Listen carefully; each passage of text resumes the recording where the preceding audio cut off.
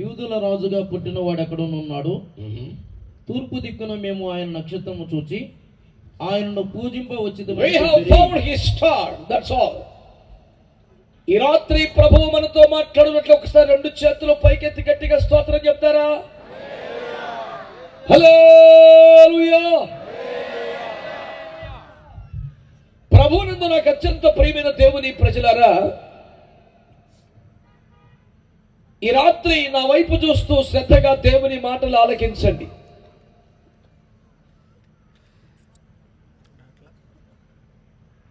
Christmas అనగానే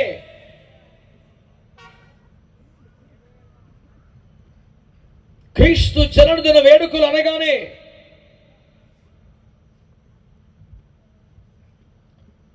ప్రతి ఇంటి మీద, మందిరం మీద, వేదిక మీద కనబడే ప్రధాన ఆకర్షణ నక్షత్రం. ఒక మహాభక్తుడు అన్నాడు, star is the star campaigner of Christmas అని.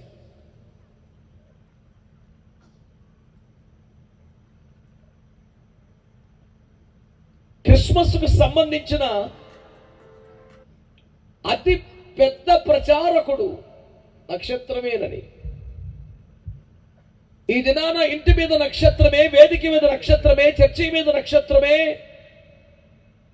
ఆ నక్షత్రాల్లో కూడా భారీ సైజులో ఏర్పాటు చేయటం వెనుక తమ సంఘం యొక్క భారీతనాన్ని ప్రదర్శించే భారీ ప్రయత్నం ఈ క్రిస్మస్ వేడుకల సందర్భంగా జరుగుతూ ఉంటున్నది. అయితే ఈ రాత్రి మీ దృష్టికి తీసుకురావడానికి ప్రభువు నాకు ఇచ్చిన సందేశమే నక్షత్ర సందేశం. Something about the star according to word of God in Bible. మీరు చూస్తే బిడ్డలారా, తూర్పు దేశపు జ్ఞానులు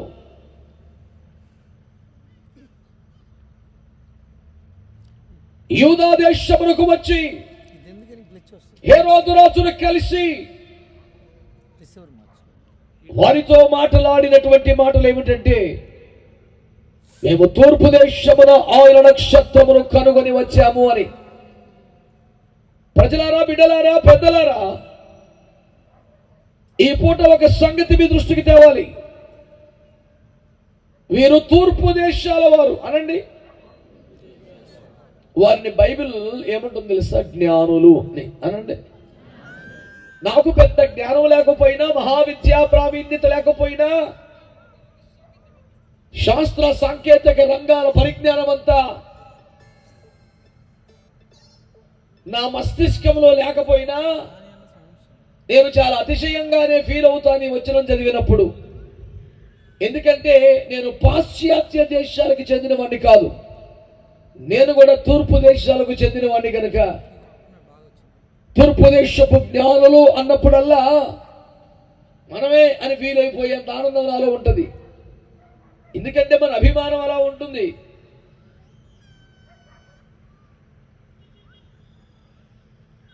భారత క్రికెట్ జట్టు ఆస్ట్రేలియా మీద కానీ, పాకిస్తాన్ మీద కానీ గెలిచిందనుకోండి, మనమంతా వీధుల్లోకి వచ్చి సంబరాలు చేసుకోవడం చూస్తే మనం ఏమంటాం? భారత క్రికెట్ జట్టు ఆస్ట్రేలియా జట్టు మీద గెలిచింది అంటామా? అనో, ఆస్ట్రేలియా మీద మనం గెలిచాం అంటాం. మనం ఓన్ చేసుకుంటాం మన టీము. మనం ఎరా నువ్వు అంతలా ఫీల్ అయిపోతున్నావు, నీ క్రికెట్ గురించి ఏం తెలిసినట్టు ఏం తెలియదు. మహాగట్టిగా గుచ్చి ప్రశ్నిస్తే ఓవర్కి 6 బంతులట అని మాత్రమే తెలుసు. నాలెడ్జీ లేకపోయినా మనం అన్న ఫీలింగ్. ఎందుకు ఈ మాట చెబుతున్నానంటే, తూర్పు దేశపు జ్ఞానం తూర్పునకే అంకితం అన్నట్టు మాట్లాడాడు. ఊరికే ఫీల్ అయిపోయి చెప్పడం కాదు. రాజుల మొదటి గ్రంథం 4వ అధ్యాయం 30వ వచనంలో సొలొమోను రాజు యొక్క జ్ఞానాన్ని అభివర్ణిస్తూ ఏమన్నా తెలుసా బైబిల్? అది తూర్పు దేశపు జ్ఞానుల కన్నా జ్ఞానము గలది అని చెప్పాడు. అంటే జ్ఞానానికి కొలమానం, జ్ఞానానికి కొలబద్ద ఉంటే తూర్పు దేశాల వారు. తెలుపు అంటే మంచు కన్నా తెలను, తీపి అంటే తేనె కన్నా తీపి,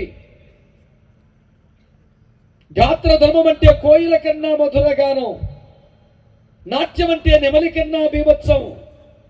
ఇలా ప్రతి దానికి ఓ కొలమానం గ్రహించడానికి, అంచనా కట్టుకోవడానికి ఒకటి ఉన్నది. మరి జ్ఞానం అంటే తూర్పు దేశాలకు మించిన జ్ఞానం ప్రపంచంలో లేదంటారు. మనము తూర్పు దేశాల వాళ్ళం, పశ్చిమ దేశాల వాళ్ళం కాదు. బైబిల్ అంతా తూర్పు దేశాల సంబంధ వ్యవహారం అని చెప్పడంలో నేను చాలా గర్వపడతాను. పాశ్చాత్య దేశాల పోకడ బైబిల్లో ఉండదు. ఉదాహరణకి సీమోను ఇంట యేసు భోజనానికి పిలువబడ్డప్పుడు యేసు ప్రభువుని పిలిచాడు. షడ్రశోపేత రుచుల వంటకాలు తయారు చేసి పెట్టాడు. మా ఇంటికి ప్రభు వారు వస్తున్నారు హో అని నన్నోర వేశాడు. వచ్చేసారు అని ఆనందపడ్డాడు. బ్రహ్మాండమైన వంటకాలు వడ్డించేశాడు. కానీ ప్రభువారు, యేసు ప్రభువారు ఏమన్నా తెలుసా? నాయనా, నేను నీ ఇంటికి వచ్చినప్పుడు కాళ్ళు కడుక్కోవడానికి చెంబు నీళ్ళు ఇవ్వలేదు నువ్వు అన్నారు ఆయన. మీరు ఆలోచించండి, పోనీ గూగుల్ చేసి చూడండి. మీరు ఎప్పుడు దృష్టి పెట్టకపోతే పాశ్చాత్య దేశాల వారు, వెస్టర్న్ కంట్రీస్ వాళ్ళు భోజనానికి వెళ్ళినప్పుడు కాళ్ళు కడుక్కొని భోజనం చేస్తారా? ఆడు బెడ్రూమ్లో కిచెన్ కూడా బూట్లు వేసుకుపోతున్నాడు. ఆ వెస్టర్న్ కల్చరే వేరు. కుడి చేతికి ఎడమ చేతికి తేడా లేకుండా లాగించేస్తుంటాడు భోజనం వాడు. ఆ వ్యవహారమే వేరు. నేనేమంటానంటే, కాళ్ళు కడుక్కొని భోజనం చేయడం, కాళ్ళు కడుక్కొని లోపలికి వచ్చి తుడుచుకోవడానికి టవల్ ఇవ్వడం, అతిథి మర్యాదల్లో భాగంగా తలకు నూనె ఇవ్వడం, ఇవన్నీ వెస్టర్న్ కల్చర్ కాదండి, ఈస్టర్న్ కల్చర్. ఇది తూర్పు దేశాల వ్యవహారం. బైబిల్ కానీ, బైబిల్లోని పద్ధతులు కానీ, బైబిల్లోని దేవుడు కానీ అంత తూర్పు దేశాల వ్యవహారమే. నేను తూర్పు వాడిని, పడమరోడిని కాదు, వెస్టర్న్ కంట్రీస్తో లింక్ ఉన్నవాడిని కాదు. అందుకనే ఇదంతా మన వ్యవహారం అనే ఫీలింగ్ ఒకటి ఉంటుంది. తప్పేమి లేదు. యేసు రక్తమే జయం. మీ అందరికి వందనాలు. ఇంత సైలెంట్గా ఉన్న క్రిస్మస్ కోట మీదే చూశాను నేను. మంచి వాళ్ళందరూ స్తోత్రం చెప్పొచ్చు కదా. బిడ్డలారా, దేవుని ప్రజలారా, తూర్పు దేశపు జ్ఞానం తూర్పున ఉంది. దేవునికి సంబంధించిన జ్ఞానం, ఆధ్యాత్మిక పరిమళాల సుగంధం తూర్పున ఉన్నది. ఈ తూర్పు దేశాల జ్ఞానులకు ఎంత పరిజ్ఞానం అంటే, ఆకాశంలో చూస్తే విశాల జగత్తులో వినీల ఆకాశములో కోటాను కోట నక్షత్రాల మధ్య ఇది దేవుని నక్షత్రం అని గురుతూ పట్టగలిగినంత జ్ఞానం తూర్పు దేశాల వారి సొంతం. ఓసారి చప్పట్లు కొడితే తప్పే ఉంది సార్. కిస్మిస్ పండుగ పేరు మీద డబ్బులు దుబారాగా తెక్కర్చు పెట్టి పారేస్తున్నారు. ఒక్కొక్కడు చప్పట్లు కొడతాక పొద్దుపెట్టి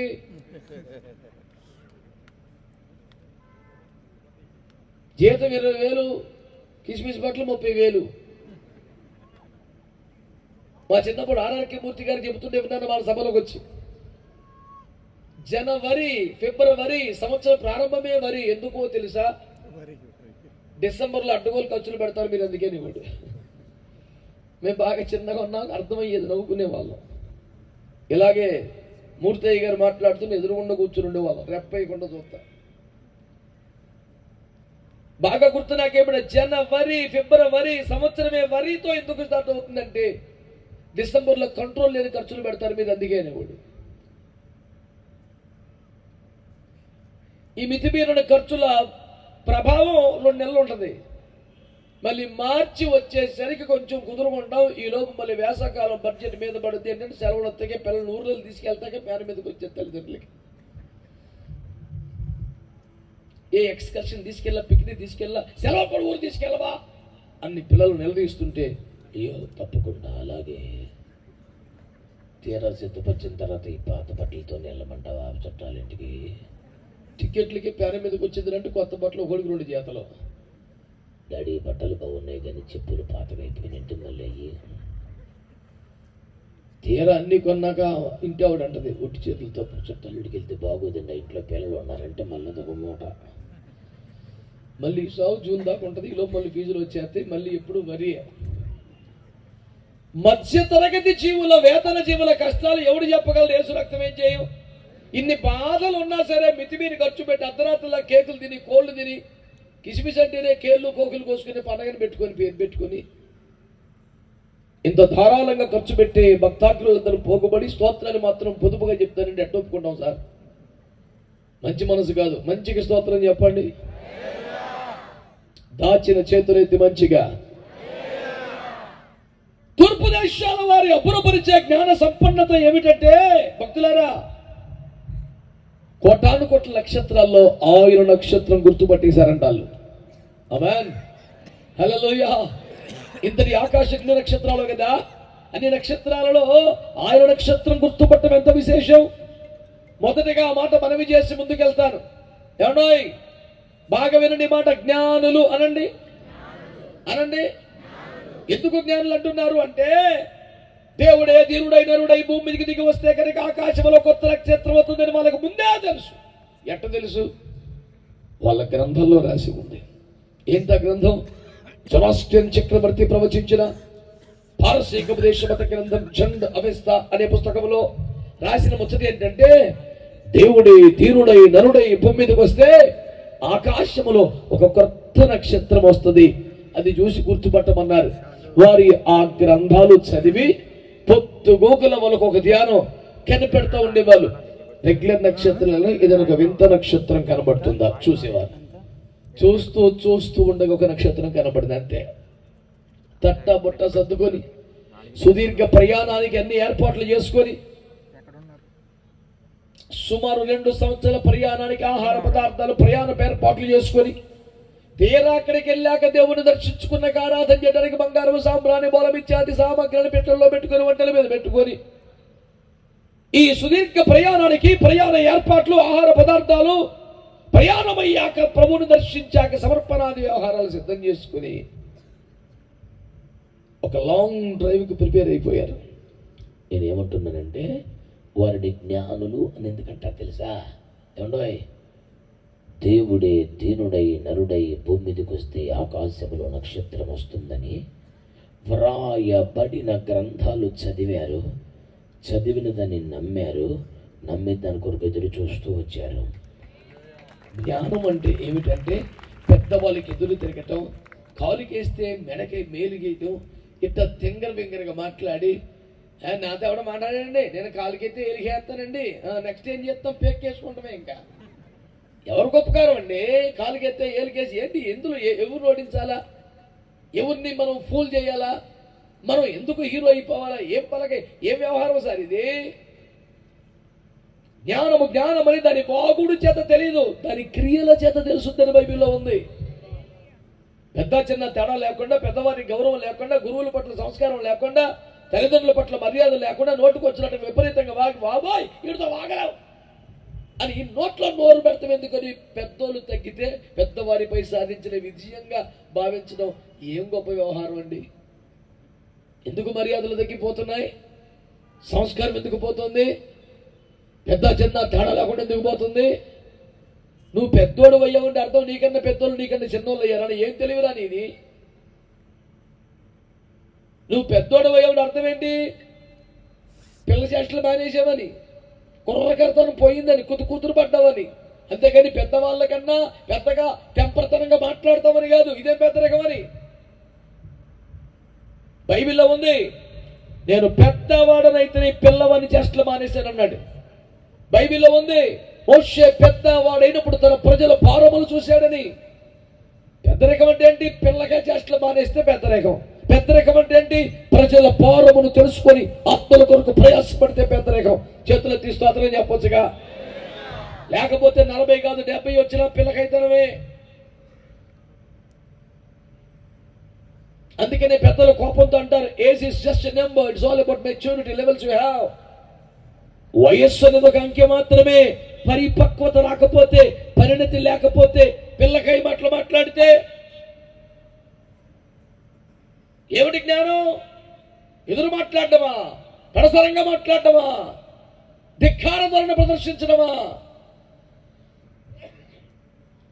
పెద్ద చిన్న లేకుండా ఎంత నోటికొస్తంత మాట్లాడేయడమా? ఇదేంటండి పెద్దరికం? జ్ఞానం ఏమిటో తెలుసా? జ్ఞానం ఏమిటో తెలుసా? పరిశుద్ధ దేవునికి సంబంధించిన సంగతులు గ్రహించడమే అసలైన జ్ఞానమని సామెతల గ్రంథం 30వ అధ్యాయం ప్రారంభ వచనాల్లో చెప్పాడు. ఆగోరు అని ఒక పెద్ద ఆయన ఉన్నాడండి. ఆయన కొన్ని సామెతలు రాశాడు. ఆయన రాసిన సామెతలు పరిశుద్ధ గ్రంథంలో చోటు దక్కించుకున్నాయి. అంతటి ఘనాపాటి అతడు.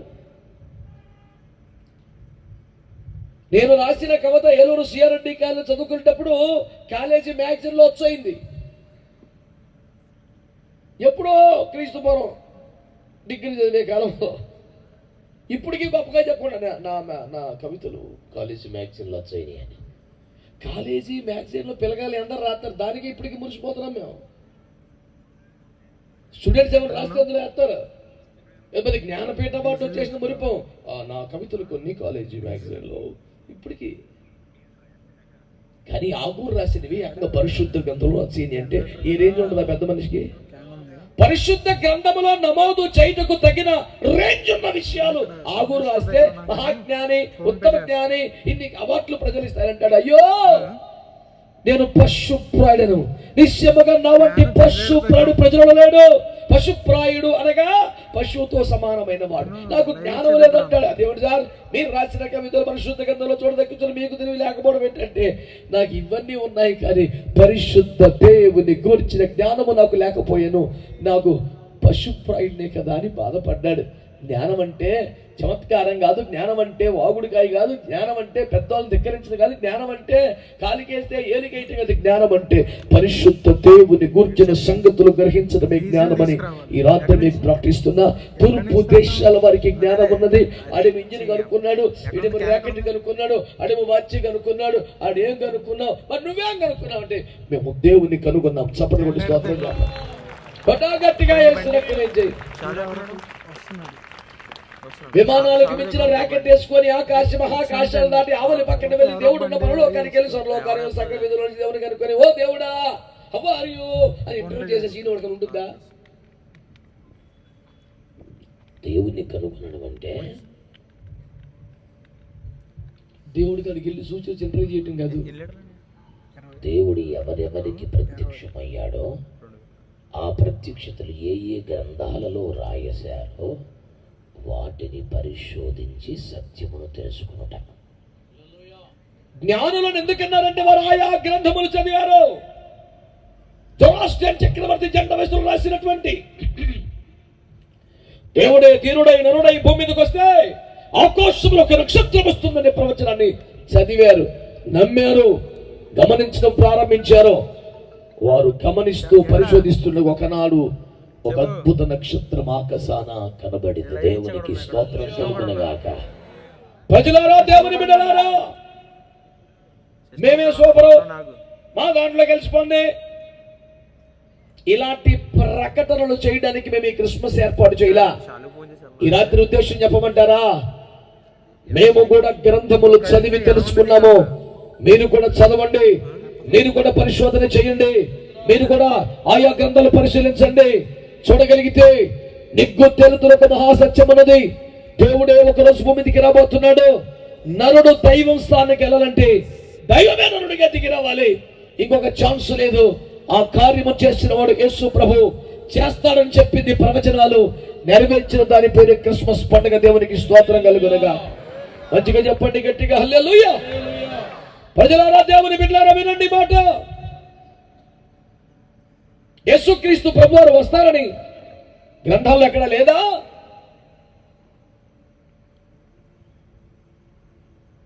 ఆదికాండం 3:15 మొదలుకొని మలాకి 4:1 దాకా కొన్ని వందల ప్రవచనములు ఉన్నాయి.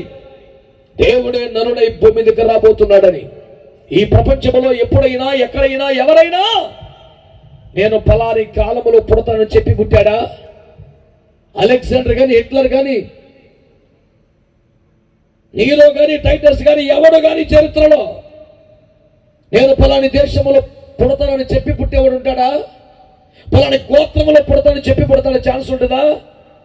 జనన మరణాలపై అధికారం ఎవరికున్నది? కాలంపై నియంత్రణ ఎవరికున్నది? దేశాలపై, దేశ కాల మాన పరిస్థితులపై సాధికారికత ఎవరికున్నది? అతడే దేవుడు కదా. మరి ఇవన్నీ చేసిన ఎవరు? ఆదికాండం 3:17 చెప్పాడు, స్త్రీ సంతానంగా వస్తారంటే నేను నరావతారం ఎత్తడానికి, నేను శరీరధారిగా రావడానికి నాకు పురుషుని ప్రమేయం అవసరం లేదు.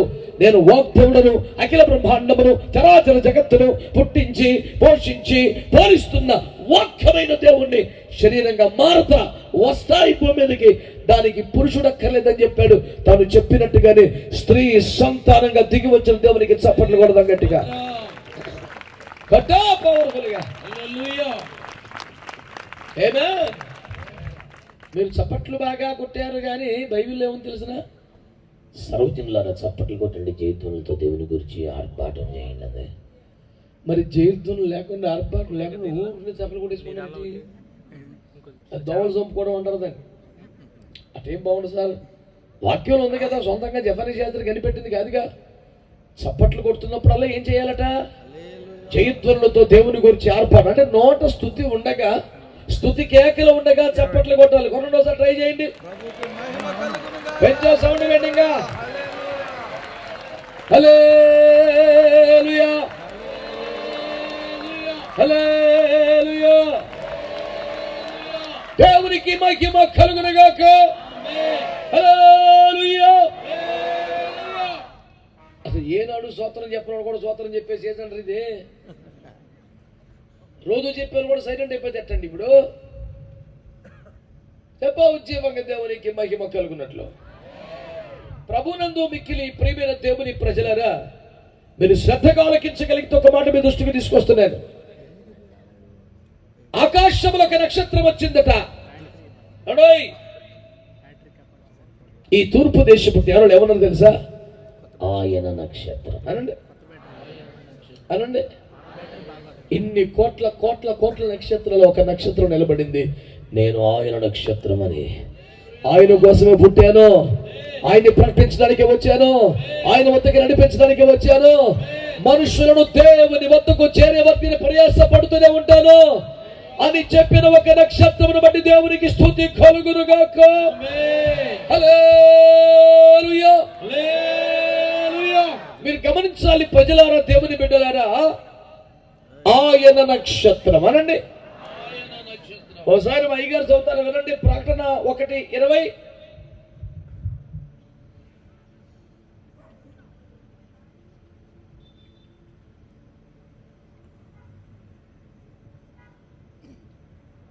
కాగా నీవు చూచిన వాటిని, ఉన్న వాటిని, వీటి వెంట కలగబో వాటిని అనగా నా కుడి చేతిలో నీవు చూచిన 7 నక్షత్రములు గూర్చిన మర్మమును, ఆ 7 సువర్ణ దీపస్తంభముల సంగతియు రాయము. ఆ 7 నక్షత్రములు 7 సంఘములకు దూతలు. ఓసారి ఆమేననండి సార్. ఆ 7 నక్షత్రములు ఏమిటట? 7 సంఘములకు దూతలు. ఆమేన్. యేసుక్రీస్తు ప్రభువారు ప్రకటన గ్రంథములో రాసిన యోహాను గారికి పద్మాసు రంగులో ప్రత్యక్షమయ్యారు. సశరీరుడుగా కనబడ్డాడు. తాను 3.5 సంవత్సరాలు ఎవరితో ఉన్నాడు, ఎవరిని తాకాడు, ఎవరిని దాన్ని చూశాడు, ఎవరితో సాహసం చేశాడు? ఆయనే, సరిగ్గా ఆయనే, ఖచ్చితంగా ఆయనే, అచ్చం ఆయన. కానీ చాలా అత్యధిక మహిమలో ఉన్నాడు. అందుకని ఆయనే, కానీ అప్పుల్లో లేడు బాబోయ్, చాలా మహిమతో ఉన్నాడనే కంగారులో యోహాను అంటాడు, మనుష్య కుమారుని చూచితిని అనకుండా మనుష్య కుమారుని పోలిన ఒకరిని చూచితిని అంటాడు. ఆయన పోలిన ఒకరిని కన్నవేడ ఆయన అచ్చం. కానీ అమ్మో ఇంత మహిమలు లేడే ఆ రోజుల్లో అని చూడగానే చచ్చిన వాని వరే పాదాల మీద పడిపోతే తట్టి లేపి నిలబెట్టి భయపడకోదేనుకుంటాము. నేనే మృతుడనైతిని గాని ఇదిగో యుగ యుగముల వరకు సజీవుని అని చెప్పాడు. స్తోత్రం చెప్పండి. హల్లెలూయా. ఇంతగా ఆయన ఏం చెప్తాడు? నానా యోహాను, నా కుడి చేతిలో 7 నక్షత్రాలు చూసా కదా. అవును ప్రభు, ఆ నక్షత్రాలు 7 సంఘాలు చెప్పానే, ఆ సంఘమునకు దూతలు అనగా కాపర్లు, దైవ సేవకులు, సంఘ కాపర్లు. ఆమేనండి. ఆమేన్. బైబిలే స్వయంగా దేవుడే వ్యాఖ్యానం చేసిన మాట, నేను స్వయంగా కాయించి చెప్పే మాట కాదండి. స్వయంగా ప్రభువారు చెప్పిన మాట ఏమని? నా కుడి చేతిలో నీవు చూచుచున్న నక్షత్రములు సంఘమునకు దూతనగా సంఘ కాపరి అనండి. సంఘ కాపరి. హలో అనండి బాబు. నేను వచ్చేటప్పుడు గమనించిన ఒక సన్నివేశం ఏమిటంటే, భక్తులు అప్పటికే భోజనములు చేయుచున్నారు.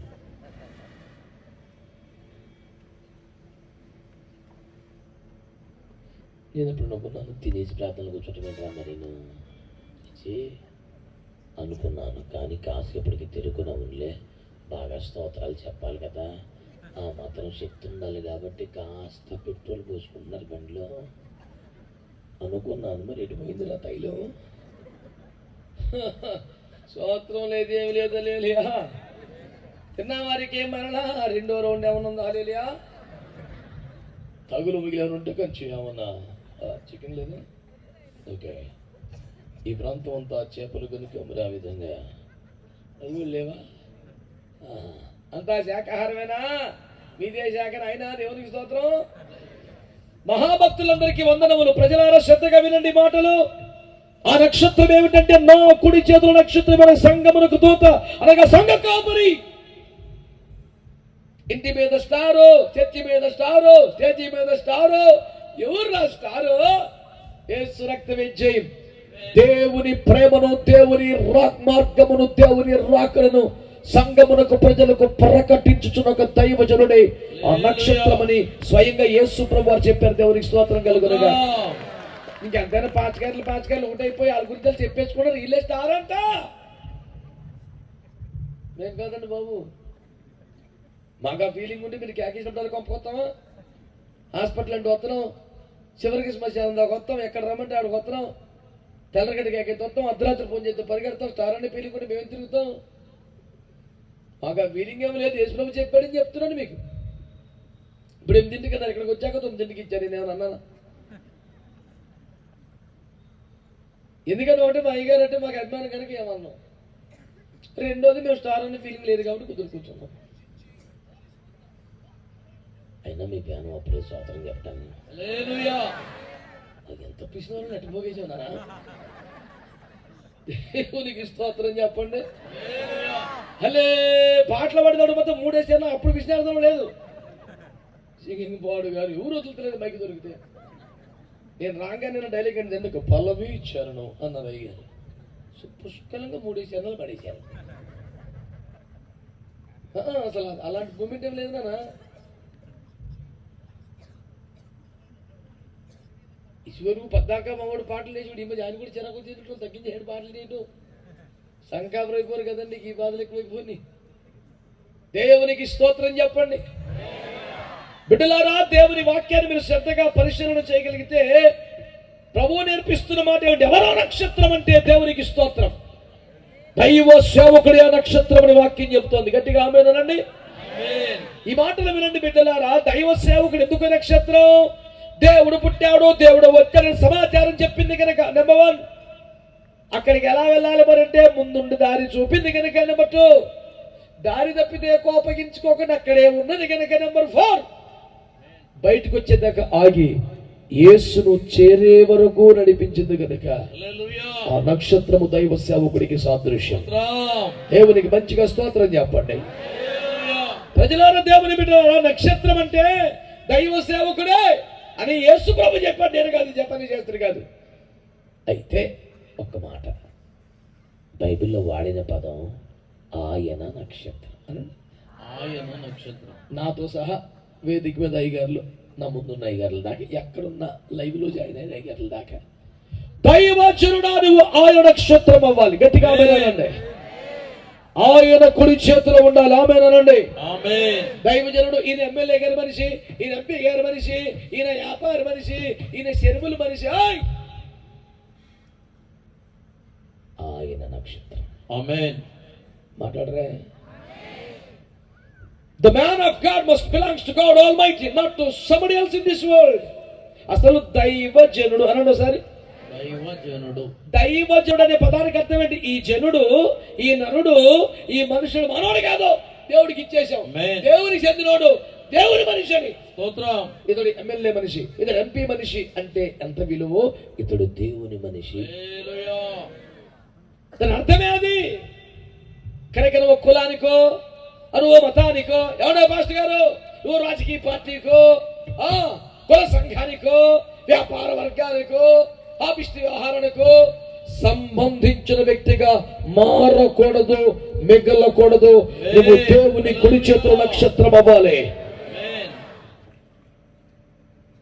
ప్రజలకు ఎవరు 4 మాటలు చెప్తాను, కేకెత్తుకొస్తే బాగా చెప్తాను ఏందయ్యో అని అయ్యగారుల మీద కోపడకండి. నేను కూడా మీలో ఒకనే, నాకు కూడా కలిపి దేవుడు మాట్లాడుతున్నాడు. మీతో పాటు నేను స్వీకరిస్తున్నాను. ఇదే ఒక్కరిని ఉద్దేశించి పలికిన మాట కాదు, నాతో కూడా కలుపుకొని చెప్తున్నాను. దైవ సేవకుడు ఆయన కుడి చేతిలో ఉండాలి. దైవ సేవకుడు రాజకీయ వర్గాల చేతిలో ఉండకూడదు, వ్యాపారుల వర్గాల చేతిలో ఉండకూడదు, సినిమా వాళ్ళ చేతిలో ఉండకూడదు, డబ్బు చేతిలోనికి, స్త్రీ చేతిలోనికి, తిండి చేతిలోనికి వెళ్ళిపోకూడదు. అతడు దైవజనుడు దేవుని కుడి చేతిలో ఉండాలి. మీరు యూట్యూబ్ లో చూసారేమో తెలియదు, మరి చూస్తే నా ఛానల్లో ఉంటుంది అన్నమాట. నీ వశమోదును అంటే ఏంటిదే, నువ్వు అంత స్పీడ్గా అయిపోతే ఎలాగా, ఇంకో పదం ఉందిగా, నాతో ఏకీపిద్దామని నాకన్నా ముందు వెళ్ళిపోతున్నావు, ఓవర్టేకింగ్ చేసి స్పీడ్ ఎక్కడ వచ్చింది నీకు? బాబు నిన్ను కాపాడును కాక, అంత స్పీడా మరి ఏకీపించాలి కదా, అది దూకేస్తాను పెట్టి. దేవుని స్తోత్రం చెప్పండి. హల్లెలూయా హల్లెలూయా. నీ వశమోదును, స్వాధీనమోదును, పరవశముందుచు నీ ఆరాధనలో. అయ్యా నేను నీ వశం అవుతానయ్యా. ఒకరోజు మోకాల మీద సంఘారాధనలో ఉండగా అందరం కలిసి కన్నీళ్లతో దేవుణ్ణి ప్రార్థనలు చేసి ఆరాధిస్తుండగా ప్రభు ఆ మాట నా మనసులో పెట్టారు. బైబిల్లో ఉన్న వాక్యం ఏంటి తెలుసా? ఆయన తనను వారి వశము చేసి కొనలేదు. ఆ మాట ద్వారా పడుతున్నాడు. నేను ఒక మనిషి వశం అయిపోవాలి, డబ్బు వశం అవ్వకూడదు. ఆ మాట రాశాను. స్త్రీ వశమోవను, తిండి వశమోవను, ధన వశమోవను, నీ బాని సౌదును. ఏసయ్యా ఏసయ్యా ఏసయ్యా నా ఏసయ్యా. నెత్తి నోరు బాదుకొని ఏడుచుకుని చెప్పిన సంగతి ఏమిటంటే, నేను తిండి వశం అవ్వకూడదు, ధన వశం అవ్వకూడదు, స్త్రీ వశం, నర వశం అవ్వకూడదు, దేవుని చేతిలో ఉండాలి. ఇందు మూలముగా సభలో గాని ఆయా చోట్ల ఉండి గాని వింటున్న సకల ప్రజానీకములో ఉన్న దైవ సేవకులందరికీ చేయి మనవెవరగా, దైవజనుడా నువ్వు దేవుని కుడి చేతుల నక్షత్రముగా ఉండాలి. కానీ నువ్వు మనుష్యుల చేతిలో పడిపోకూడదు, తిండిలో పడిపోకూడదు, నిద్రలో పడకూడదు, సుఖంలో పడకూడదు, రాజకీయాల్లో పడకూడదు, ఎక్స్ట్రా కరికులం యాక్టివిటీస్ లో ఉండకూడదు. పౌలు గారు అంటాడు మొదటి కొరింథీ 2వ పత్రికలో, మొదటి కొరింథీ 2వ అధ్యాయంలో, నేను మీ మధ్య ఉన్నప్పుడు క్రీస్తును తప్ప మరి దేనిని ఎరుగకుంటేనే.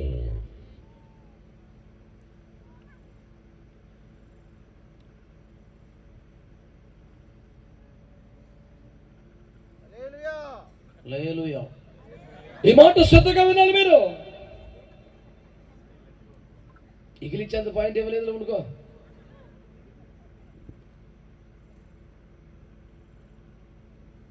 దేవుని సేవ చేయవలసిన దైవజనుడు, పరిశుద్ధ జీవితాన్ని కలిగి ఉండాల్సిన దైవజనుడు, దేవునికి మాత్రం అంకితమై బతకాల్సిన దైవజనుడు. పరిస్థితులను బట్టి, అవసరాన్ని బట్టి రాజకీయ నాయకులకు,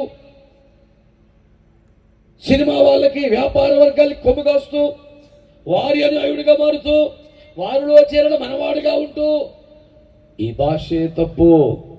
అందరినీ ప్రేమించాలి, అందరినీ గౌరవించాలి, అందరి కోసం ప్రార్థన చేయాలి, అందరి కొరకు మాదిరికరమైన జీవితమును కనపరుచున్నట్లుగా ఒక వేరుపాటు జీవితమును సాధన చేస్తూ దేవుని కుడి చేతి నక్షత్రంగా దైవజనుడు బ్రతకాలి. అందరూ మంచిగా స్తోత్రం చెప్పండి. ప్రభువునందు మిక్కిలి ప్రియమైన దేవుని బిడ్డలారా, ఈ మాట మీద ఆలకించాలి. దైవజనుడు దేవుని చేతిలో ఉండాలి తప్ప మనుషుల చేతిలో ఉండకూడదు. అవసరాన్ని బట్టి, పరిస్థితులను బట్టి, ఆర్థిక ఇబ్బందులను బట్టి బలహీనుడవై గతి తప్పి మతి తప్పి పనికి మళ్ళీ పనులు వేసి ఏదో ఒక వ్యసనానికి లొంగిపోతున్న దుస్థితులకు ఎవరు వెళ్ళకూడదు. దైవజనుడు దేవుని కుడి చేతుల నక్షత్రంగా ఉన్నాడు. హల్లెలూయా. దేవునికి స్తోత్రం చెప్పండి. హల్లెలూయా. ప్రభునందు నాకు అత్యంత ప్రియమైన దేవుని బిడ్డలారా, శ్రద్ధగా ఈ మాటలు ఆలకించండి. మీరు దేవుని కుడి చేతి నక్షత్రం ఎప్పుడు అయ్యప్ప విజ్ఞాపనోద్యమంలో దైవ సేవకులకి ఈ మాట హెచ్చరిక చేస్తుంటారు. అయ్యలారా, మనం ఆయన కుడి చేతిలో ఉన్నామంటే రెండు అద్భుతమైన వ్యాఖ్యానాలు ఉన్నాయి. రెండు అద్భుతమైన వ్యాఖ్యానములు ఏమున్నాయన? దేవునికి స్తోత్రం. మీ ప్రేమ గొప్పది. వినండి, రెండు విషయాలు ఉన్నాయి. ఒకటి ఏంటి తెలుసా? నువ్వు ఆయన కుడి చేతిలో ఉన్నావు కనుక శత్రు నిన్ను తాకలేడు. గట్టిగా మేము చెప్పండి. దైవజనుడా, నీవు ఆయన కుడి చేతిలో ఉన్నావు కనుక శత్రు నిన్ను తాకలేడు. ఏ సాతాను శక్తి, తాంత్రిక శక్తి, మాంత్రిక శక్తి, చేతబడి శక్తి, పానబడి శక్తి, ఏ శక్తి నిన్ను తాకలేదు. కారణం నువ్వు దేవుని కుడి చేతిలో ఉన్నావు. హల్లెలూయా. ఇది ఎంత గొప్ప విషయమో. రెండోది అంత ప్రమాదం. విను, ఆయన చెప్పు చేతల్లో ఉంటేనే నువ్వు ప్రకాశిస్తావు. స్తోత్రం. ఆయన చూపిస్తేనే లోకానికి కనపడతాం. వీడి జాలికి ఎక్స్ట్రా ఎక్కువైనండి మూసేస్తాడు. ఏముండదు జీవితం. ఇది దైవజనుడికి తీవ్రమైన హెచ్చరిక. ఆయన చూపిస్తేనే వెలుగు, ఆయన కనపరిస్తేనే ప్రపంచానికి పరిచయం అవుతావు. వద్దు, వీడికి ఎక్కువ ఇచ్చేసాము, చాలా కృప పిచ్చేసాలు వేస్తున్నాడు వీడు అనుకున్నాడు అనుకో, క్లోజ్ చేస్తే ఇవ్వలేదు. దైవజనుడా, భయభక్తులు కలిగి బ్రతకాల్సిన వాళ్ళ మనమని నేను మనవి చేస్తున్నాను. హ్యాపీ క్రిస్మస్ అంటే మెర్రీ క్రిస్మస్ అని వెర్రి మర్రి కేకలతో సంబరంగా నెలంతా గడిపేయటం కాదు కదా. ఇప్పటికైనా దేవుని కుడి చేతిలోకి వద్దామా? వ్యాపార వర్గాల చేతుల్లోకి వెళ్లకుండా, తిండి వశం అవ్వకుండా, అయ్యో నిద్రకు బానిసలమైపోకుండా, డబ్బులో పడిపోకుండా, ఏదో ఒక పాపములో పడిపోకుండా ఆయన కుడి చేతిలో పదిలముగా నివసించాలని దైవ సేవకుల సహోదరి సహోదరులందరికీ నేను మనవి చేస్తున్నాను. ఆయన నక్షత్రమనగా దైవజనుడు. ఆమేనండి. ఆమేన్. ఈ మొదటి పాఠమును దైవ సేవకులందరూ స్వీకరించినట్లయితే ఆమేన్ అని చెబుదాం ఒక్కసారి. ఆమేన్. మనం ఎవరి చేతిలో ఉందామండి? దేవుని చేతిలో ఉందాం. మనుషుల చేతుల్లో కానీ, తిండి చేతుల్లో కానీ, ఏదో ఒక వ్యసనం బలికినంతల పాపాల చేతిలో కానీ పడద్దు. ఈ విషయమై తీవ్రమైనటువంటి దేవుని భయమును కలిగి ఉండాలని దేవుని సేవకునిగా మీకు మనవి చేస్తున్నాను. ప్రజలారా, దేవుని బిడ్డలారా, తీవ్రంగా మాటలు తీసుకోండి. ఇక రెండవ మాట ధ్యానం చేద్దాం. దేవుని నక్షత్రం అనగా దైవజనుడు అని చెప్పుకున్నాం కదా. రెండవ నక్షత్రం ఒక దాన్ని మనము తప్పక చూడాలి. యెషయా గ్రంథం 14వ అధ్యాయం 12వ వచనం చూస్తారా?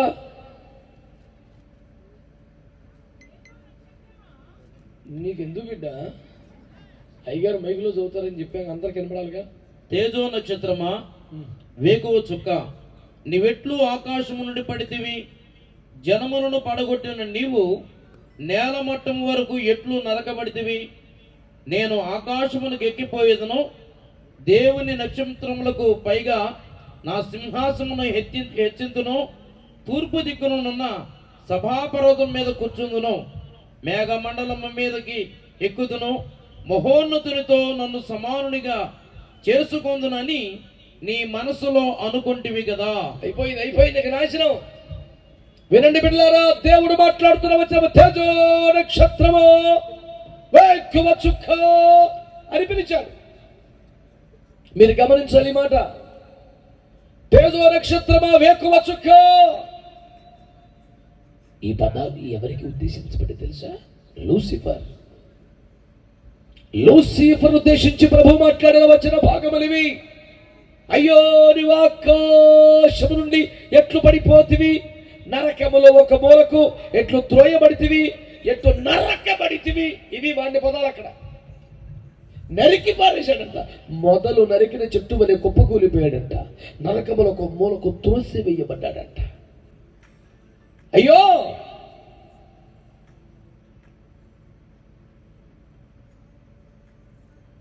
ఎవరైనా పెద్దవారు చనిపోతే మంది శ్రద్ధాంజలి సందేశాలలో మరో తార నేల రాలింది అంటారు. తప్పు తప్పు. ఆ తార నేల నుండి నింగికెళ్ళింది, రాలిపోవాలా? స్తోత్రం చెప్పండి. యెహోవా భక్తుల మరణం ఆయన దృష్టికి విలువకు లేదే. వాళ్ళు శాశ్వతమైన ఉనికి పట్టుకుపోవచ్చున్నారా? మహిమలోనికి తరలుచున్నారా? పరదేశులో పరవశించబోతున్నారా? అబ్రాము రొమ్మును ఆనుకొనబోతున్నారా? అతి శ్రేష్టమైన అంతఃపుర స్థానములో కొలువు తీరబోతున్నారు. తారలు రాలటం వల్ల తారలు నింగికి ఎగుస్తున్న వేళ. హల్లెలూయా. కానీ ఇక్కడ ఒక తార రాలిపోయిందండి. ఒక తార రాలింది. ఆ తార ఒకప్పుడు ప్రధాన దూత, ఆ తార ఒకప్పుడు అభిషేకించబడ్డ కెరూబు, ఆ తార ఒకప్పుడు మహాపరిశుద్ధుడిగా ఉన్నవాడు.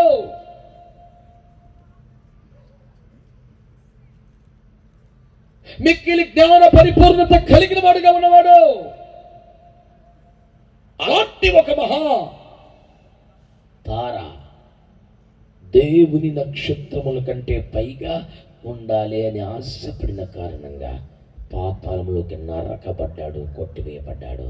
అందుకనే ఈ తారకి నేను పెట్టిన పేరు రాలిపోయిన నక్షత్రం అనండి. రాలిపోయిన నక్షత్రం. కొంచెం పర్లేదనండి. రాలిపోయిన నక్షత్రం అంటే తేడా పాడా అనుకున్నారు, చిన్న చెత్తకు అనుకున్నారు, లోకలు అనుకున్నారు. కాదు, అది ప్రధాన దూత, అభిషేకించబడ్డ కెరూబు. అతడు అభిషేకించబడ్డనారు. అతనికి పిల్లలు వాయించవలసి తయారయ్యారు. అతను బ్యాండ్ వాయించడం కాదు, అతనికి బ్యాండ్ వాయించేవారు నియమించబడ్డారు. పాపము తనలో కనబడే వరకు అతడు పరిశుద్ధుడు, చాలా టాప్ రేంజ్ లో ఉన్నవాడు. అయితే అతిశయం, గర్వం, హెచ్చింపు అనే లక్షణాలు వచ్చి పరలోకములోనే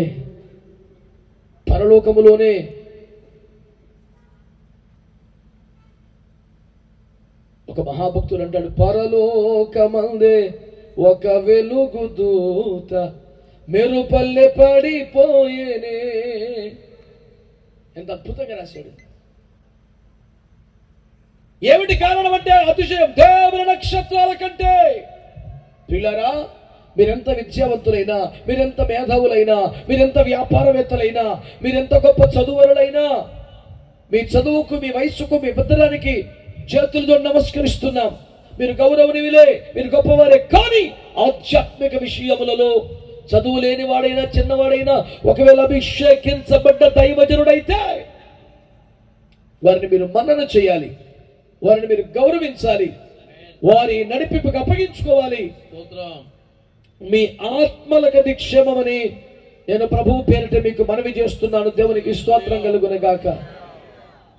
ఒకవేళ నేను అభిషేకించబడి కెరూబుని కదా, నేను ఎంత తక్కువ అహంలో చొరబడి దేవుని నక్షత్రముల కంటే, అనగా దైవజనుల కంటే, అనగా ఆత్మపూర్ల కంటే, అనగా అభిషక్తుల కంటే, దేవుని సేవకురికే ఈ లోకానికి పంపబడి, ప్రత్యేకించబడి, పరిశుద్ధపరచబడి, అభిషేకించబడి దేవుని రాజ్యము కొరకు బ్రతుకుతున్న పరిశుద్ధ సేవకుల విషయములో మీ వైఖరి వినయ భయభక్తులతో ఉండవలసినదని నేను ప్రభువు పేరట మీకు మనవి చేస్తున్నాను. లేకపోతే తరలే రాలిపోయే సమయ.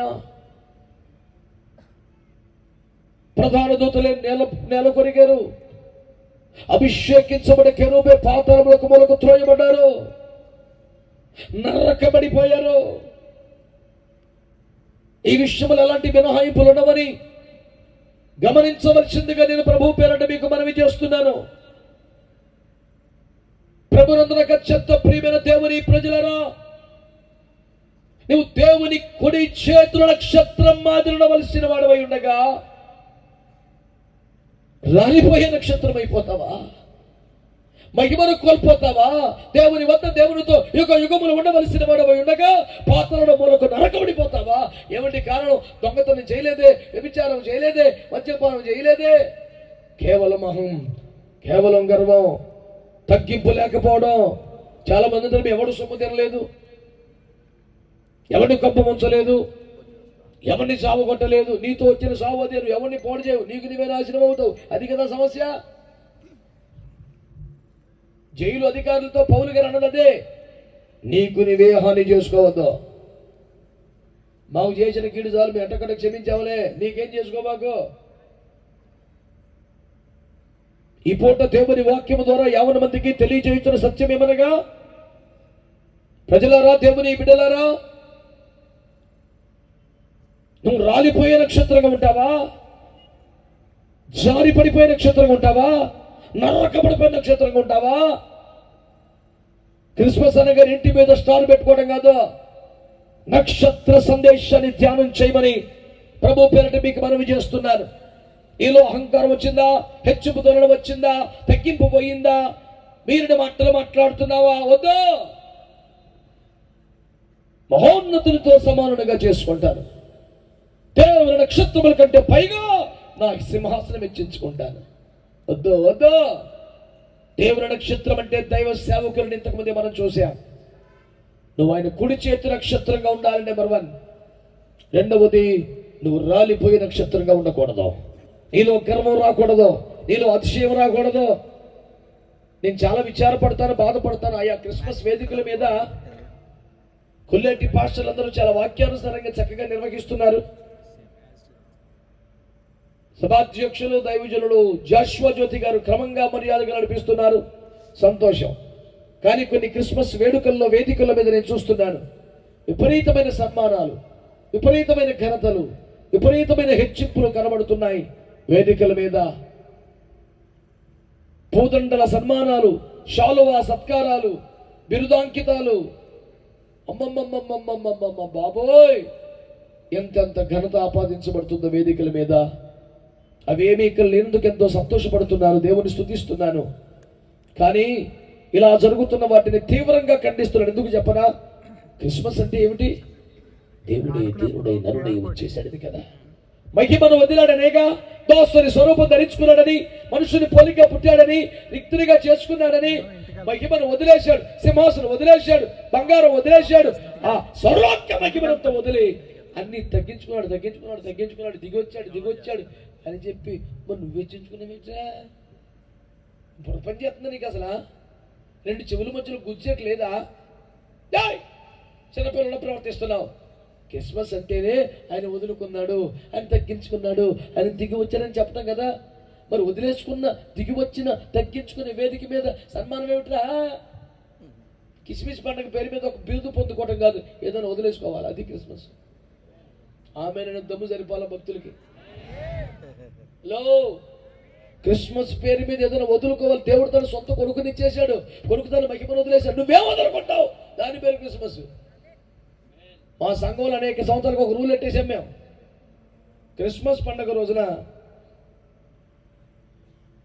అందరూ ఎంతో కొంత స్తోమతను బట్టి 5 కేజీలు, 10 కేజీలు, 15 కేజీలు బిర్యానీలు చేయాలి, చికెన్లో మటన్లో బిర్యానీలు చేయాలి.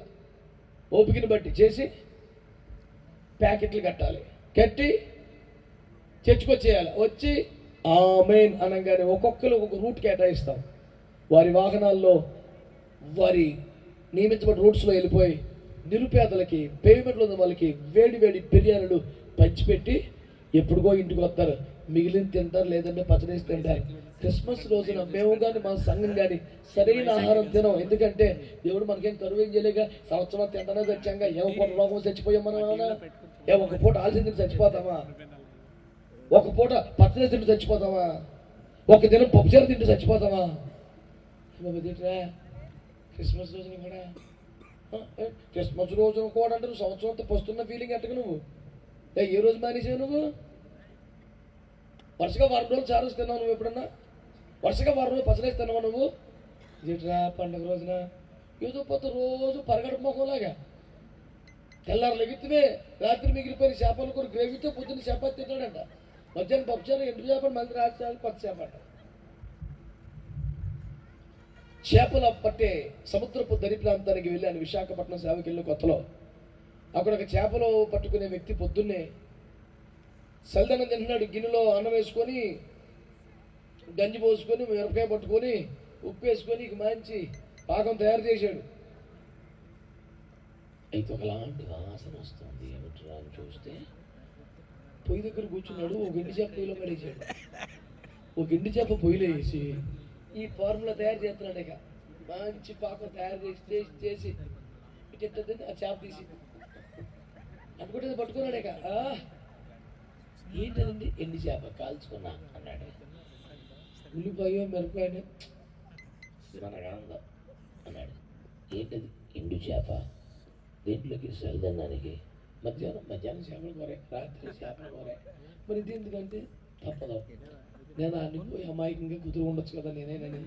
నువ్వు రోజు తిన్నావా? చిన్నప్పటి నుంచి ఇప్పుడు 50 సంవత్సరాలు వచ్చి నీకు ఇసుకురాలేదా ఆయన అన్నాడు. నీకు అన్నం ఇసుకొచ్చిందా అన్నాడు. అన్న ఇది అంతే ఎకిలిపో. రెండు ఎట్లా ఎండు చేపనంట నిప్పులో ఎత్తు ఒకలాంటి తిక్క వాసన వస్తుందండి. కమ్మగొంద భక్తుడికి అగరుత్తుల మధ్యలో కూర్చున్న పరిమళ సుగంధ వాసన. అసలు అబ్బా సున్నా తిన మధ్య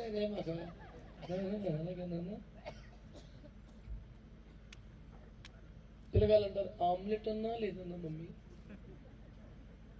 వీళ్ళంటారు ఎండి చేప అన్నా లేదా. ఆ కోట మీద నాకు జ్ఞాపకాలతో కూడా సిగినే, పిల్లికి సిగినే, పుడితే కోట సిగినే, చచ్చిపోతే సిగినే. ఇదివరకు ఎవరైనా చనిపోతే కొంచెం బ్లాక్ కలర్ టెంట్లు వేసేవాళ్ళు. ఇప్పుడు ఏం లేదండి, రంగురంగులు టిప్ టాప్ పద్ధతులు చూస్తే ఏదో ఫంక్షన్ వెళ్ళిపోతే జరుగుతుంది సేవ ఉంటుంది అక్కడ. ఇప్పుడు అన్నిటికీ అదే రంగు కావాలంటే మరి అదే ఇక మా ఊర్లో ఇంకో లేవు. కోట మీదనే చికెన్ పెట్టుకోను అది ఏదమ్మని.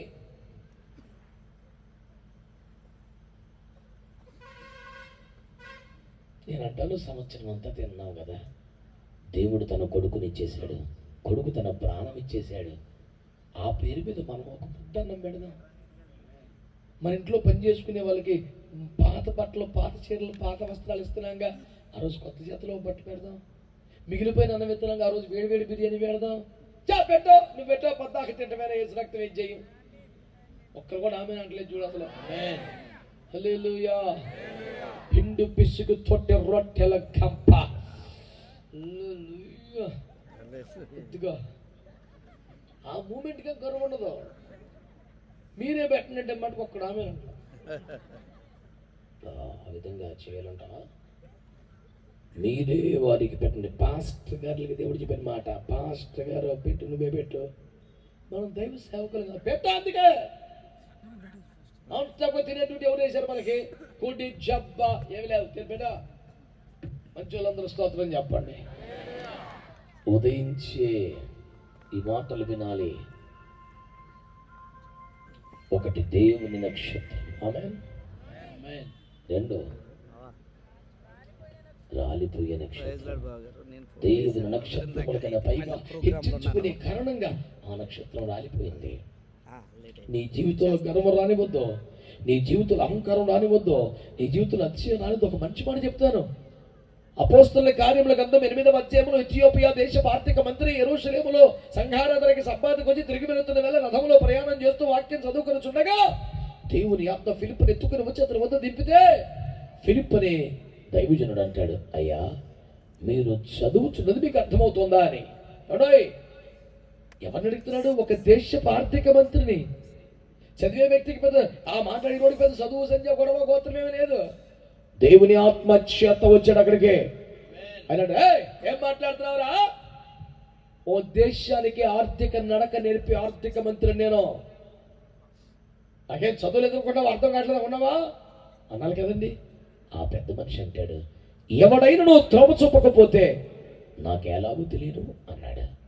నేను ఒక దేశానికి ఆర్థిక నడక నేర్పగలను, ఏ రంగం మీద ఎన్ని వేల కోట్లు పెట్టుబడి పెట్టాలో చెప్పగలను, పంచవర్ష ప్రణాళికలో వేయగలను, రిజర్వ్ బ్యాంకుకే దిక్సూచిగా నిలబడగలను. కానీ ఆధ్యాత్మిక జీవితంలో మీరు నాకు దారి చూపాలి అని ఒక దేశపు ఆర్థిక మంత్రి చదువు సంధ్యా పెద్దగలని పాస్టర్ గారితో మాట్లాడుతున్నాడు. ఎందుకంటే దైవ సేవకుడు దారి చూపించే నక్షత్రంగా దేవుడు ఏర్పాటు చేశాడు కనుక. చేతులెత్తి స్తోత్రం చెప్పండి. ఇటలీ పటాలములో శతాధిపతి కొర్నేలియు ఉన్నాడు. అపోస్తలుల కార్యం 10వ అధ్యాయములో అతని ప్రార్థనలు పరలోకానికి చేరాయి, అతని ధర్మకార్యాలు పరలోకానికి చేరాయి. ఏకంగా గబ్రియలు అనే ప్రధాన దూత పంపబడ్డాడు. కొర్నేలియు, నీ ప్రార్థనలు ధర్మకార్యాలు పరలోకానికి చేరాయి. ధన్యున్నయ్యా. మీ ప్రక్క ఊరిలో చెప్పులు కుట్టుకునే సీమోని ఇంట పేతుడనే అపోస్తలుడు ఉంటాడు. అతన్ని పిలిపించుకుని ఇంట్లో ప్రార్థన పెట్టించుకో. ఏమండోయ్, నా ప్రార్థనలు పరలోకానికి చేరాయన్నారు, అవును. నా ధర్మకార్యాలు కూడా చేరాయన్నారు, అవును. నా ప్రార్థనలు ధర్మకార్యాలు పరలోకానికి చేరితే మళ్ళీ ఏమిటోయ్ పిలిపించుకో పాస్టర్ గారిని. ఎందుకో? మీరే వచ్చారు కదా, మీరే చెప్పండి. ఎవరుంటే నేను వచ్చింది పాస్టర్ గారిని పిలిపించుకొని ప్రార్థన పెట్టించుకోమని. నేను ప్రార్థన పెడతా కదా. ఎందుకంటే అప్పుడు అంటాడు, మీరే మాటల వలన రక్షణను పొందవలెను, మీరే మాటల వలన రక్షణ పొందవలెను. ఆ మాటలు అతడు మీకు తెలియజేస్తాడు. హల్లెలూయా. ఎవరికి ప్రార్థన జీవితం ఉందో, ఎవరికి దర్శన వరం ఉన్నదో, ఎవరి వద్దకు దూతలు వచ్చుచున్నారో, ఎవరి ధర్మ కార్యములు ప్రపంచంలో పేరునికి గన్నాయో, ఎవరి చేతి కింద పనిచేస్తున్న సేవకులు కూడా వారి గురించి మంచి సాక్ష్యం చెబుతున్నారు. అలాంటి కొర్నేలి కూడా ఒక దైవజనుని పిలిపించి ప్రార్థన పెట్టుకోవాలి. చేతులు స్తోత్రం చెప్పండి. ఇట్లుండగా దేవుని నక్షత్రాలకైనా పైగా హెచ్చించుకుంటే ఏం ప్రయోజనం, ఏం ఆశీర్వాదం? నేను మొదటి హెచ్చరిక దైవ సేవకులకే ఇచ్చాను, గుర్తుపెట్టుకోండి. మీరు దేవుని కుడి చేతులు ఉండాలి కానీ మనుషుల చేతిలో, డబ్బు చేతిలో, పాపం చేతిలో పడొద్దని.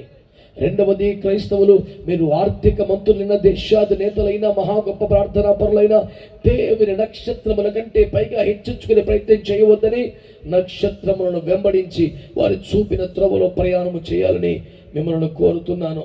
దేవునికి స్తోత్రం చెప్పండి గట్టిగా. హల్లెలూయా చెప్పారా? హల్లెలూయా. ఏమండి అయ్యారు, మీరేమో దేవుని చేతిలో నక్షత్రమా? ఏమన్నా తేడా పడకొస్తే వాళ్ళేమో రాలిపోయి నక్షత్రమా? మీరు బాగుంది, మా కూడా పెట్టి ప్రభు స్తోత్రం. మరి మీ మిమ్మల్ని నక్షత్రం పోతే హ్యాపీ క్రిస్మస్ అవుతుందా? దానియేలు 12:3.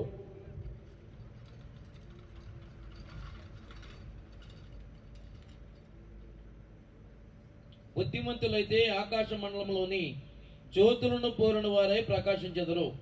నీతి మార్గమును అనుసరించి నడుచుకున్నట్లు, నీతి మార్గమును అనుసరించి నడుచుకున్నట్లు ఎవరు అనేకులను త్రిప్పుదురు, ఎవరనేకులను త్రిప్పుదురు, వారు నక్షత్రం వలె నిరంతరము ప్రకాశించెదరు. గట్టిగా చప్పట్లు ఒకసారి పవర్ఫుల్ గా కదా. యేసు ప్రభువు హృదయములో ఉదయించే నక్షత్రమట. ఆ విషయాన్ని ప్రపంచానికి చెప్పేదేమో ఆయన కుడి చేతి నక్షత్రమట. ఆ నక్షత్రాల కంటే హెచ్చించుకుంటేనేమో అది రాలిపోయే నక్షత్రమట. మరి మేమో మీరే శోభరావు. వాక్యంలో ఉంది. అవునోయ్, బుద్ధిమంతులైతే ఆకాశమందున జ్యోతులను పోలి ప్రకాశిస్తారు. ఎందుకంటే డబ్బు ఉంది కనుక, కవిత చమత్కారం ఉంది కనుక, రాజకీయ ప్రోద్బలం ఉంది కనుక, అండాదండా ఉన్నాయి కనుక, కులం సపోర్ట్ ఉంది కనుక, చిచ్చై కాదా ఆదరిద్రం లేదు. ఆహారం ఏమిటట? నీతి మార్గం అనుసరించినట్లు ఎవరు అనేకులను త్రిప్పుదురో. ఇది తప్పు నాయనా, ఇది పాపం, ఇది దేవుని చిత్తం కాదు, ఈ స్వచిత్తం మంచిది కాదు, ఇది పాపని మార్గం, ఇది దిగిపోయే మార్గం, ఇది ఎరుకో మార్గం, ఇది పాతాల మార్గం. కిందనున్న పాతాళమును తప్పించుకున్న పారమునకు పోవు జీవ మార్గం నడుచుకో. నీకు మేలు కలుగు మార్గం అది. అది జీవ మార్గం, అది పై మార్గం, అది నూతన మార్గం, అది ప్రతిష్ఠించబడ్డ మార్గం. యేసు క్రీస్తు అనే తెర చేల్చబడుట ద్వారా ఏర్పరచబడిన ప్రతిష్ఠించబడ్డ మార్గం అది. ఆ మార్గంలోకి రండి, పాపాన్ని మానండి, సుచిత్తాన్ని మానండి అంటూ అనేక ఆత్మలను ఎవరైతే రక్షణ నడిపిస్తున్నారో వారు చదువుకునే పిల్లలైనా, పని చేసుకునే వారైనా, ఉద్యోగస్తులైనా, స్త్రీలైనా, వృద్ధులైనా, చిన్నలైనా వారు ఆకాశ మండలములో ప్రకాశిస్తున్న నక్షత్రాలు. దేవునికి స్తోత్రం చెప్పండి. మన హృదయములో ఉదయించే నక్షత్రము యేసు ప్రభు, మనకు దారి చూపే నక్షత్రము దైవజనుడు. హెచ్చించుకుంటే రాలిపోయే నక్షత్రం అందులోకి ఎప్పుడూ పోకుండా ఇతరులను నీతి మార్గము నడిపించగలిగితే ప్రకాశించిన నక్షత్రము నీవేనని దేవుని వాక్యం చెబుతోంది. చేతులెత్తి స్తోత్రం చెప్పండి. మన స్టార్ ఎవరు? యేసయ్య. గట్టిగా మాట్లాడితే మనం కూడా స్టారే. ఏం చేస్తే? డబ్బులుంటే కాదు, ఇంకేముంటే కాదు, నీతి మార్గమనుసరించినట్లు అనేకులు నడిపించగలిగితే మనమే నక్షత్రం అని దేవుని వాక్యం తెలియజేస్తుంది. ఆ స్టార్ వెనకాల ఈ స్టార్ వెనకాల తిరగమని, పెద్ద స్టార్ పైన కట్టమని, 6 కోణాలు ఉంటేనే ఈ తిప్పలంతా కాదు, అసలు నువ్వే స్టార్ అని దేవుని వాక్యం తెలియజేస్తుంది. ఎవరో ఒకళ్ళు మా స్టార్ అండి, మా స్టార్ అండి, ఎప్పటికైనా స్టార్ తిరుగుద్ది నక్కర్లా. అసలు నువ్వే బేపచ్చమైన స్టారా, నువ్వే రియల్ స్టారా, నువ్వే ప్రకాశించే నక్షత్రం. ఏం చేస్తే తెలుసా? నీతి మార్గం అనుసరించినట్లు అనేకులను తిరిపితే. ఈ క్రిస్మస్ సందేశాన్ని గుండెల్లో మోసుకుని వెళ్ళండి. ఏదో ఒక స్టార్ను పెట్టుకుని వెనకాల ఫాలోవర్గా మిగిలిపోవద్దు. వద్దు. నీవు కూడా కొన్ని ఆత్మలు సంపాదిస్తే, నువ్వు కూడా కొన్ని ఆత్మలు మోచిస్తే, నీవే ఒక స్టార్గా ఆకాశమండలి జ్యోతుల వలె యుగ యుగాలు ప్రకాశిస్తావని దేవుని వాక్యం తెలియజేస్తుంది. నువ్వేదో 4 గోడల మధ్య, నువ్వేదో చీకట్లో బతికే వ్యక్తివి కాదు. ఒక దినం రాబోతుంది, నిన్ను దేవుడు ప్రకాశింపజేయబోతున్నాడు, నిన్ను ఘనపరచబోతున్నాడు, నిన్ను తన మహిమను నీకు అనుగ్రహించబోతున్నాడు. ఏం చేసావని? ఆత్మలను రక్షించినందుకే. ఆత్మను రక్షించే ఒక నక్షత్రం ఎక్కడో తూర్పు దేశం నుండి యోధా దేశం 2 సంవత్సరాలు వారికి ముందు నడిచి యేసు ఉన్న చోటికి వారిని చేర్చింది. బిడ్డలారా, మీ వరకు మీరు చెల్లిపోతున్నారా? మీ వరకు మీరు చెల్లిపోతున్నారా? మీరు అనేకులను నడిపించే నక్షత్రాలు అవ్వాలి. ఒక్క మోషే ఒక్క రాత్రి 30-40 లక్షల మందిని బయటికి తీసుకొచ్చాడు. హలో, నిన్నగాక మొన్న మారిన పాపిష్టిదాగా సాక్ష్యం పొందిన రాహాబు తన తల్లి ఇంటి వారు, తండ్రి ఇంటి వాళ్ళు, అన్నదమ్ములు, అక్క చెల్లెలు, తనకు కలిగిన వారందరినీ ఒక్కదినమే రక్షణలోకి తీసుకుని రాగలిగింది. ఆమె అరే, అప్పటికప్పుడు పాపపు గొడవ వదిలిపెట్టేసినటువంటి ఆ సమరయ స్త్రీ ఊరిలోకి వెళ్ళి అనేకులను ప్రభు వద్దకు తీసుకురాగలిగింది.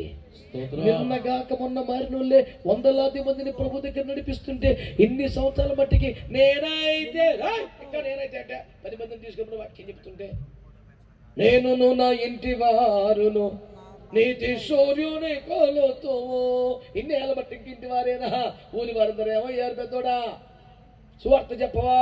10 మందికి ప్రకటించవా? సాక్షిగా బ్రతకవా? దేవుని కోసం నీ పరిశుద్ధ జీవితాన్ని సాక్ష్యంగా ప్రజల ముందు నిలబెట్టవా? మరి ఇంకెందుకు? వాక్యంలో రాయబడ్డ మాటలు వినండి. ఈ రోజున 4 మాటలు. మన హృదయములో ఉదయించే నక్షత్రం ప్రభునేసుక్రీస్తు వారు. యేసు వద్దకు నడిపించే నక్షత్రము దైవజనుడు. దైవజనుల కంటే హెచ్చించుకుని మాట ధిక్కరించి పిచ్చి పనులు చేసేవారు రాలిపోయే నక్షత్రం. అలా కాకుండా అనేకలు నీతి మార్గమునకు తిప్పగలిగితే నీవే ఒక ప్రకాశించే నక్షత్రం. ఆమేన్, ఆమేన్. అనేకులను దేవుని వద్దకు నడిపించే తీర్మానంకి వస్తావా? నువ్వు రాహాబు కన్నా ఘోరం కాదుగా, సమరిస్తే కదా నీచం కాదుగా, చక్కగా పద్ధతిగా యోగ్యంగా సభ్య సమాజంలో గౌరవప్రదంగా బతుకుతున్నావుగా, చిన్ననాటి నుండి దేవుని వాక్యాల్లో పెరిగావుగా. మరింత నేపథ్యమును నీవు ఇంతవరకు అనేకులను ఎందుకు ప్రభువుకు నడిపించలేకపోయావు? ఒక చిన్న పిల్ల ఒక సైన్యాధ్యక్షుడిని మార్చి ప్రభు దగ్గర నడిపించగలిగిందే. నువ్వెందుకు దేవుని కొరకు పనిచేయలేకపోతున్నావు? మిరియాము మోషే వచ్చే వరకు గోషెను రాష్ట్రములో ప్రజలలో నిరీక్షణ చల్లారిపోకుండా మనకు ఒక విమోచకుడు వస్తాడో అని ధైర్యం నూరుపోస్తూ బ్రతికింది కదా. ఈ రాత్రి ప్రజలందరికీ నా మనవే, ఆకాశంలో ఏదో ఒక నక్షత్రం చూసి ఆహా అనుకునే అవసరం నీకు లేదు. నిన్నే ఒక నక్షత్రంగా మార్చడానికి నీ హృదయంలో ఉదయించే నక్షత్రంగా యేసు ప్రభు దిగి వచ్చారు. నీ హృదయంలో యేసు అనే నక్షత్రం ఉదయిస్తే, నిన్ను మహిమలకు చేర్చగలిగిన ప్రయాసతో నడుచుచున్న దైవజనుడు అనే నక్షత్రాన్ని వెంబడిస్తే, ఎట్టి పరిస్థితుల్లో దేవుని నక్షత్రం హెచ్చించుకొని రాలిపోయే నక్షత్రంగా మారకుండా తగ్గింపుతో జాగ్రత్తగా బతకగలిగితే, నీతి మార్గముననుసరించున్నట్లు అనేకులను దేవుని వైపు తిప్పగలిగితే నీవే ఒక నక్షత్రంగా ప్రకాశిస్తావు. మీరందరూ, మనమందరము ఆత్మను రక్షించి మహిమలో ప్రకాశించే నక్షత్రాలుగా మారుదాం. God bless you all. Happy Christmas to everybody. తలలు ఉంచి కళ్ళు మూసుకోండి.